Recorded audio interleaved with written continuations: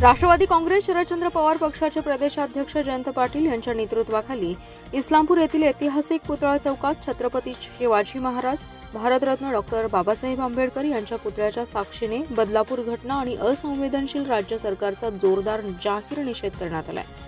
या आंदोलनात राष्ट्रवादी काँग्रेस पक्षासह महाविकास आघाडीतील घटक पक्षांचे नेते, कार्यकर्ते, शाळा कॉलेजच्या विद्यार्थिनींनी तोंडाला काळ्या पट्ट्या बांधून मोठ्या संख्येने सहभागी झालेत। नराधमाला फाशी द्या, चिमुकलेला न्याय द्या, लाडक्या बहिणीला 1500 रुपये नको, सुरक्षा द्या, नको तुमचे 1500, आम्हाला द्या सुरक्षाचा आधार या फलकांनी सर्वांचं लक्ष वेधून घेतलंय।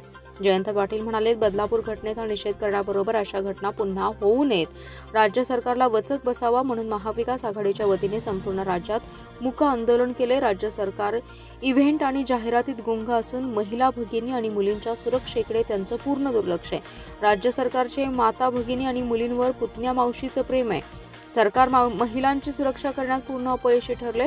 नराधमास कडक शिक्षा करावी, महिलांच्या सुरक्षेसाठी राज्य सरकारने वेगवेगळे उपाय करावेत। राज्यातील चिमुकल्या मुलीवर होणारे अत्याचार रोखण्यासाठी राज्य सरकारने प्राथमिक शाळेत महिलांना शिक्षक, शिक्षकेतर कर्मचारी म्हणून संधी द्यावी अशी आमची मागणी असल्याचंही ते म्हणाले।